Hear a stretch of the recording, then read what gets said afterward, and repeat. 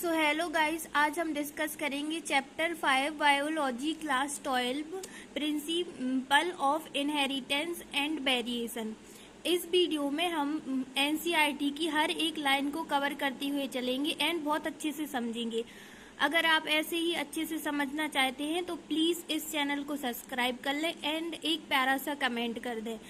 Principal of inheritance and variation chapter class 12 समझेंगे। Okay,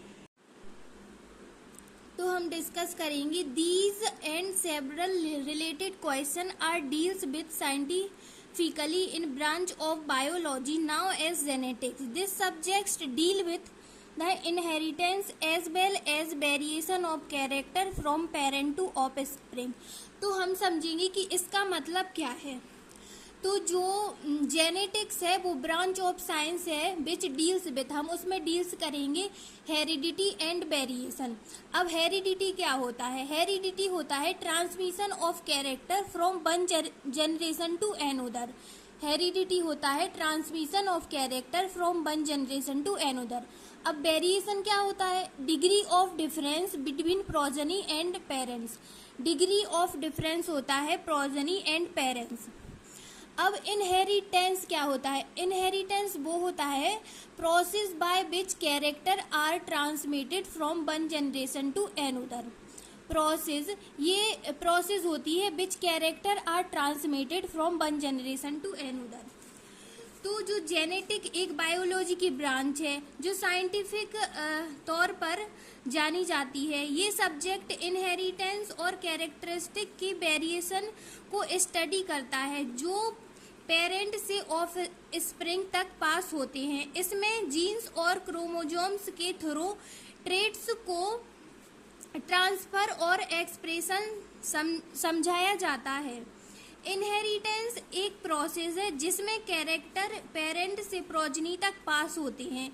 ये inheritance का बेसिस होते हैं, जबकि वेरिएशन प्रोजनी के उनके पेरेंट्स से कितने हद तक अलग बनते हैं ये वेरिएशन प्रोजनी के ट्रेट में डिफरेंस को रिप्रेजेंट करते हैं जो पेरेंट से आते हैं। प्राचीन समय humans knew from a early that one of cues variation by hidden in sexual naturally present in the wild population of plant and animal selectively breed। इसका मतलब है कि प्राचीन समय से ही लगभग इतनी बीसी तक लोगों को पता था कि एक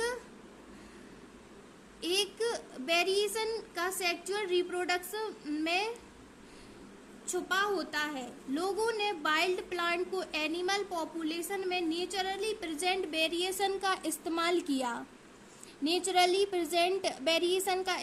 किया। सिलेक्टिवली ब्रीडिंग जहां डिजायरेबल कैरेक्टर वाले ऑर्गेनिज्म को चुना गया। फॉर एग्जाम्पल, इस तरह से आर्टिफिशियल सिलेक्शन और डोमेस्टिकेशन फ्रॉम एंसेस्ट्रल के थ्रू ह्यूमन एंसेस्ट्रल वाइल्ड काऊ से इंडिया ब्रीड्स जैसे साहिवाल काऊ इन पंजाब। साहिवाल काऊ डेवलप की है जैसे कि पंजाब में।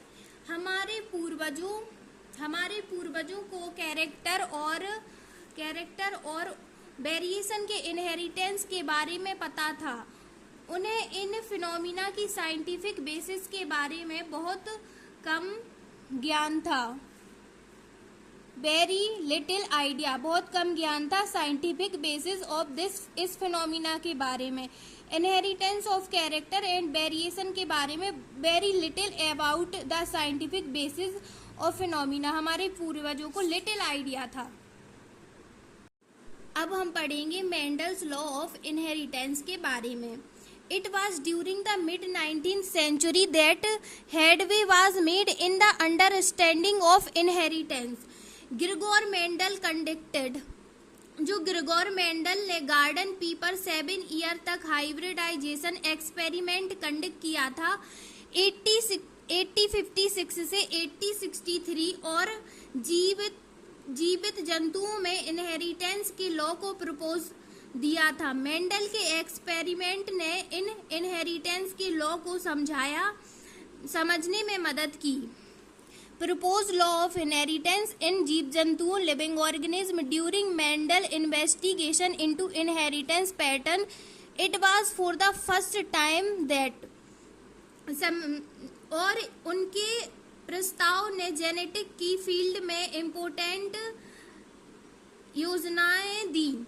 मेंडल के इनहेरिटेंस के पैटर्न की जांच के दौरान, इन्वेस्टिगेशन के दौरान पहली बार फर्स्ट टाइम स्टैटिक्स और mathematical logic were apply problem in biology. Logic को बायोलॉजी में समझाया पर लॉजिक किया गया। इससे इनहेरिटेंस के में लॉजिकल और साइंटिफिक अप्रोच को बढ़ावा मिला। स्टैटिकल एनालिसिस और मैथमेटिकल लॉजिक के इस्तेमाल से मेंडल ने पी प्लांट के ट्रेट्स के इनहेरिटेंस पैटर्न को सिस्टमाइज और एक्सप्लेन किया, जैसे जेनेटिक्स की फील्ड में नया दरवाजा खुल गया हो।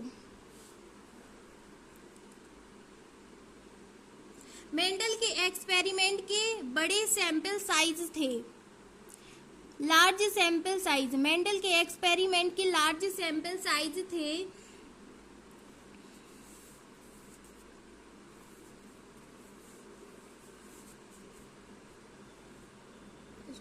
एक्सपेरिमेंट के में बड़े सैंपल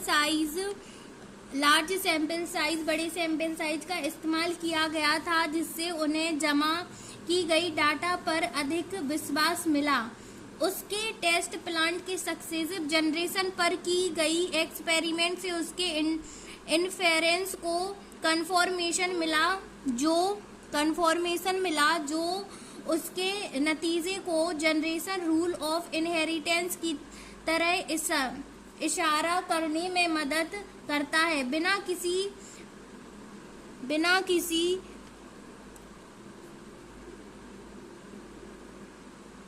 विश्वास के मेंडल के एक्सपेरिमेंट की इम्पोर्टेंस को बढ़ाने में लार्ज सैंपल साइज और सक्सेसिव जनरेशन पर एक्सपेरिमेंट का महत्व था, जो उनके रिजल्ट को और क्रेडिबल बनाता है। मेंडल के garden pea plant that were manifested as two opposite traits. Garden pea plant में दो अपोजिट ट्रेड्स यानी गुणों ऑफ को दर्शाया, जैसे टॉल और डॉफ और येलो और ग्रीन सीड। ये अपोजिट ट्रेड को प्रदर्शन में उन्हें जेनेटिक इनहेरिटेंस के नियमों को समझने में मदद की, और उनके एक्सपेरिमेंट ने जेनेटिक ट्रेड्स के ट्रांसमिशन को अध्ययन किया। इससे उसमें इनहेरिटेंस को नियंत्रित करने का मूल रूल को एक बेसिक फ्रेमवर्क सेट किया, जो बाद में आने वाले साइंटिस्ट में विस्तृत किया,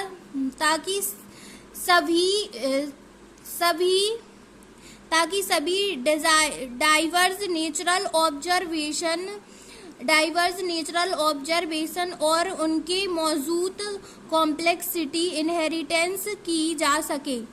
मेंडल ने कई ट्रू ब्रीडिंग पी लाइन्स का उपयोग करके आर्टिफिशियल पॉलिनेशन और क्रॉस पॉलिनेशन एक्सपेरिमेंट किया। एक ट्रू ब्रीडिंग लाइन्स वही होती है लगभग सेल्फ पॉलिनेशन से गुजरती है और कई जनरेशन तक स्टेबल ट्रेड्स के इनहेरिटेंस और व्यक्तित्व हो रही है। ट्रू ब्रीडिंग लाइन्स का उपयोग करके मेंडल ने जेनेटिक इनहेरिटेंस के रूल को समझने में मदद की। मेंडल ने 14 true breeding P plant varieties को चुना जो पेयर्स में थी और एक कैरेक्टर के अलग अलग ट्रेट्स के अपोजिट विद कॉन्ट्रास्टिंग के अलावा सिमिलर थे। ये पेयर्स एक दूसरे के साथ सिमिलर थे लेकिन एक में कैरेक्टर में कुछ अपोजिट ट्रेट में शामिल थे। स्मूथ और प्रिंकल्ड, येलो और ग्रीन, सीड इनफ्लाटेड यानी फुल और कॉन्स्ट्रिक्टेड, ग्रीन और येलो पॉट, टॉल और dwarf plant. Contrasting trait study by Mendel in pea plant. कुछ अपोजिट ट्रेट्स में शामिल थे। स्मूथ और wrinkled, yellow green, seed inflated, full और कॉन्स्ट्रिक्टेड, ग्रीन और येलो पॉड एंड टॉल और डॉर्फ प्लांट। ये अपोजिट ट्रेट के चयन मेंडल ने किए ताकि उसे जेनेटिक इनहेरिटेंस के रूल को और अच्छे से समझने में मदद मिले।